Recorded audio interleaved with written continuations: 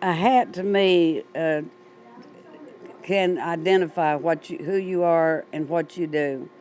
And if your hat looks bad, in my opinion, you look bad all over. I started at 1990, about August is when I bought the business. And I bought it actually, it was a renovation business, restoring old hats. And I moved it, I put a small building close to where he had been cleaning his hats at his house so I could learn the business before I moved to the stockyards because I knew that's where all the cowboys and cowgirls would be. And how I got started was my brother had sent a couple of our father's hats off to have it renovated, and they've ruined them. And he said, as much as you love cowboy hats, you should get in the hat cleaning business. So a little light bulb went off in my head, and I thought, wow, that's awesome. Okay, I want to introduce to you my right-hand person that helps me at all my shows, kind of keeps me anchored, or I anchor her, whichever it is. And she's been with me 16 years, and I couldn't do it without her. Bobby Goff. I'm here today to help you guys learn about what we do here at Shorty's Hattery and kind of go you through the process on how we build and make hats. It's kind of a unique type deal because we do everything. We only use 2 machines, and everything else is done completely by hand. So it's kind of a fun thing. What we start with is the first step is we order the hat bodies in, and depends on what size hat you have, what size your head is depends on what size hat we order for you. Okay, so in the blocking machine, you see there's a hat in the machine with a block already in it.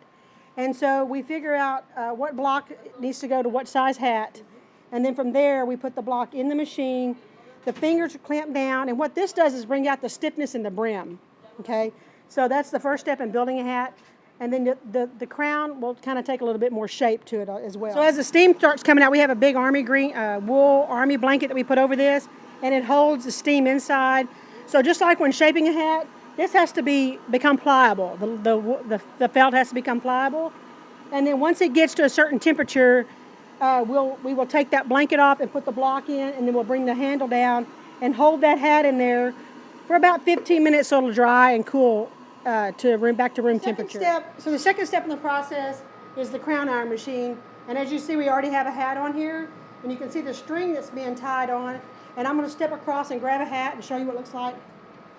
So here's a hat that's got a block in it.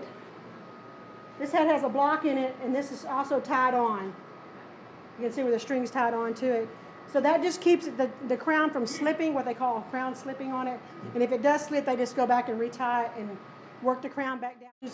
We hand sand our crown. On day 2 of our process on building a hat, you have the sanding the crown part of it.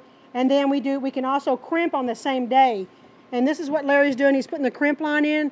And most people use a flange bag or a sand bag to pounce theirs in there. But we actually do ours by hand because we like the way it brings the brim and the crown together at 90-degree angle.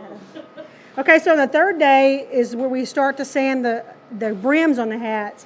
And we actually use a sander to get the big fur off, a hand sander, but we only use it for maybe 1 or 2 rounds, and then we start with the same sandpaper that we sand the crowns with, and everything is all done by hand, all finished by hand. This is going to be day 4 of our process, and Sophia's going to sew this sweatband and show you how we sew these sweatbands in. And I got to tell you that this machine and all the machines that we have that we use were probably built in the 1920s or before. And this sewing machine, most people have a guard on their machine to keep you from, exactly where to sew this. But as you can tell, we don't have a guard on ours. So, and this machine can go so fast that it can actually take the crown away from the brim. It'll perforate it so much it'll tear it if you don't know what you're doing. So she's been doing this quite a while. And Sophia actually does all of our renovation work. So if you send one of your old trusty friend hats in to have it renovated, this is your go-to gal because she can just about get anything in there out, except for like champagne of all things. So, like I said before, all the hat bands are made with the extra pieces of the hat so that it all matches. And so she will strip them with this hat stripper, and it's usually a wide piece, so we only make ours 1/4 of an inch thick. That's what we like. So anyway, Shorty's going to fit this hat band around this hat and kind of show you what she does. So she's going to put the center holes in there for the hat band, and she'll stitch it all down to the hat and make it ready to wear as soon as it leaves her desk. And also what Shirley does too is she puts everything in the computer for us, all the hats when they're completed, all the stock hats. She puts them in the computer, boxes them, and puts them on the shelf. And as you can tell, since we've got a little more help around here, we've got tons of inventory. So if you need hats for the Congress or the World Show or the Reining Derby or the fraternities or the Run for the Million or whichever, we're here, we've got you covered right now because we got plenty of stock in stock. I want to introduce you guys to Jay Lehman. This is Shorty's nephew. He's been working for us for since we moved in our new shop. So this is about 2014. He came on board and started helping us. And Jay does probably about 90% or 95% of the shipping of all your hats. So if you have a custom or a straw or online order or whatever, Jay is the guy that can track you down. So this next year will be my 30th year. It has been an amazing business. I've been blessed beyond words can even express. And I moved into this, I was at a location down the street, which is only 1,900 square foot. And 5 years ago, I moved into this building, which is 5,000 square foot, which has improved our production and also improved our people coming in and shopping with us. It's a freestanding building, so there's plenty of parking, and so that's kind of how it all began.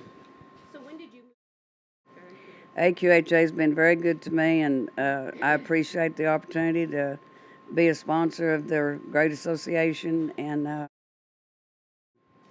things couldn't be better. Very happy.